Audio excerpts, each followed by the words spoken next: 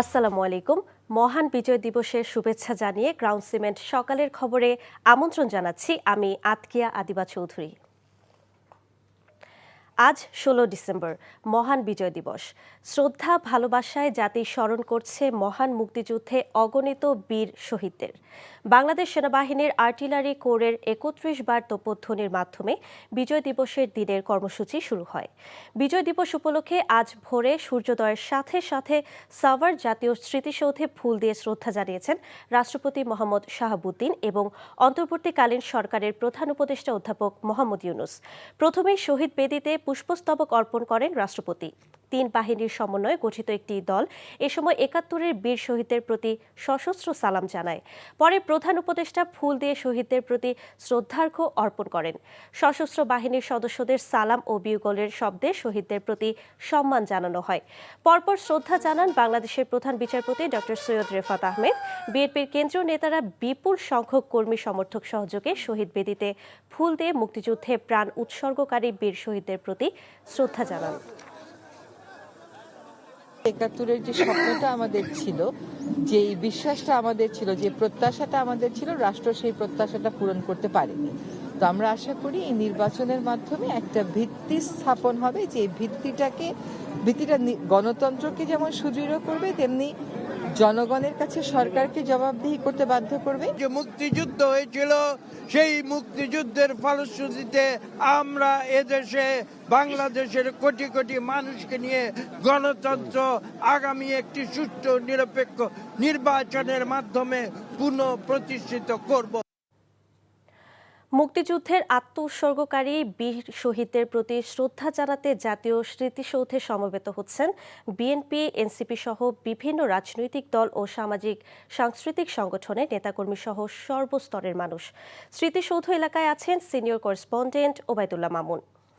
মামুন, স্মৃতিসৌধ এলাকায় মানুষের সমাগম কেমন দেখছেন?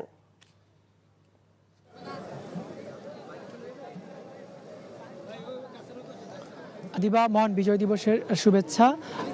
রক্তক্ষয়ী সংগ্রামের যে দীর্ঘ ৯ মাস বাঙালি রক্তক্ষয়ী সংগ্রামের মধ্য দিয়ে যে ১৯৭১ সালের ১৬ ডিসেম্বর আজকের এই দিনে যে নতুন একটি মানচিত্র পেয়েছিল, সেই মানচিত্রের পেছনে, মানচিত্র সৃষ্টির পেছনে যে সকল বাঙালিরা তাদের আত্মত্যাগ করেছিলেন, প্রাণ দিয়েছিলেন, সে সকল বাঙালিদেরকে আজকের এই দিনে কিন্তু শ্রদ্ধা জানাতে সকাল থেকেই কিন্তু এই সাভারের স্মৃতিসৌধে শ্রদ্ধা জানাচ্ছেন সর্বস্তরের মানুষ।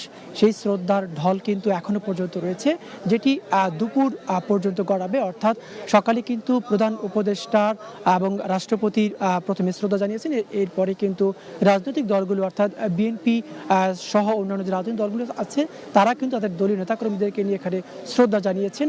এরপর কিন্তু বিভিন্ন সামাজিক সাংস্কৃতিক সংগঠনগুলি রয়েছে, তারাও কিন্তু এখানে শহীদদের প্রতি শ্রদ্ধা জানিয়েছেন। এখনো কিন্তু সকল যে রাজনৈতিক দল, সামাজিক এবং সাংস্কৃতিক সংগঠনগুলো রয়েছে তারাও কিন্তু এই বীরদের প্রতি শ্রদ্ধা নিবেদন করছেন। এবং একটি বিষয় বলে রাখি যে ১৯৭১ সালে যে রক্তক্ষয়ী সংগ্রামের মধ্য দিয়ে যে বাংলাদেশকে আমরা ১৯৭১ সালের ১৬ ডিসেম্বর নতুন একটি যে দেশ পেয়েছি, স্বাধীনতা শব্দটিকে আমরা পেয়েছি, আর এই ১৯৭১ সালের ১৬ ডিসেম্বর নতুন একটি যে দেশ পেয়েছি, সেই দেশের পেছনে, দেশ সৃষ্টির পেছনে যে মানুষগুলো আত্মত্যাগ করেছিলেন, যে তাজা প্রাণ তাদের বিলিয়ে দিয়েছিলেন, সে সকল মানুষদের প্রতি শ্রদ্ধা জানাতে কিন্তু সমস্ত মানুষ, সর্বস্তরের মানুষ কিন্তু সাভারের এই স্মৃতিসৌধে তাদের শ্রদ্ধা নিবেদন করছেন।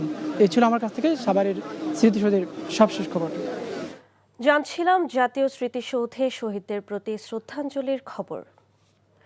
নানা কর্মসূচির মধ্য দিয়ে দেশ জুড়ে পালিত হচ্ছে মহান বিজয় দিবস। বিজয় দিবসের প্রথম প্রহরে রাজশাহী কলেজ শহীদ মিনারে বিভিন্ন রাজনৈতিক দল ও সামাজিক সাংস্কৃতিক সংগঠনের পক্ষ থেকে ফুল দিয়ে শহীদদের প্রতি শ্রদ্ধা জানানো হয়। সূর্যোদয়ের সাথে সাথে রংপুরের পাবলিক লাইব্রেরি মাঠে শহীদ মিনারে পুষ্পমাল্য অর্পণ করে জেলা প্রশাসন, পুলিশ প্রশাসন ও সিটি কর্পোরেশনের কর্মকর্তারা। সকালে জামালপুর শহরের দয়াময় এলাকায় শহীদ স্মৃতিস্তম্ভে পুষ্পস্তবক অর্পণ কর্মসূচির আয়োজন করে জেলা প্রশাসন। সর্বস্তরের মানুষ ফুলেল শ্রদ্ধা জানান। কুষ্টিয়া কালেক্টরেট চত্বরের মুক্তিযোদ্ধা স্মৃতিস্তম্ভে ফুল দিয়ে শহীদদের প্রতি শ্রদ্ধা জানান প্রশাসনের কর্মকর্তা, কর্মচারী, বিভিন্ন রাজনৈতিক সামাজিক সংগঠন সহ সর্বস্তরের মানুষ। কুড়িগ্রামেও জেলা প্রশাসন, রাজনৈতিক দল, মুক্তিযোদ্ধা সংসদ, বিভিন্ন রাজনৈতিক, সামাজিক ও সাংস্কৃতিক সংগঠন বিজয়ে স্তম্ভে ফুল দিয়ে শ্রদ্ধা জানায়।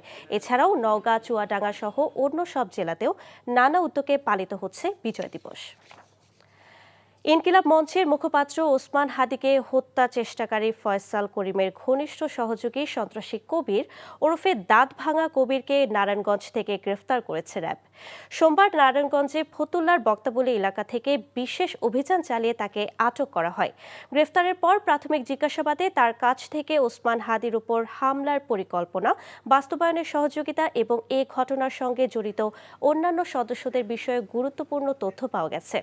র্যাব আরও জানায়, হামলার সঙ্গে জড়িত চক্রের অন্য সদস্যদের শনাক্ত ও গ্রেফতারের তদন্ত কার্যক্রম অব্যাহত রয়েছে। গ্রেফতারকৃত দাঁতভাঙা কবিরকে পরবর্তী আইনগত প্রক্রিয়ার জন্য সংশ্লিষ্ট থানায় হস্তান্তরের প্রস্তুতি চলছে। সকালের খবর এইটুকুই। এই খবরের ভিডিও সহ আপডেট জানতে ভিজিট করুন এনটিভি অনলাইন www.ntvbd.com। এছাড়াও এনটিভির জনপ্রিয় সব অনুষ্ঠান ও খবরের আপডেট জানতে ভিজিট করুন আমাদের ইউটিউব ও ভেরিফাইড ফেসবুক পেজ। 12টায় মধ্যাহ্নের খবর দেখার আমন্ত্রণ রইল। ধন্যবাদ সবাইকে।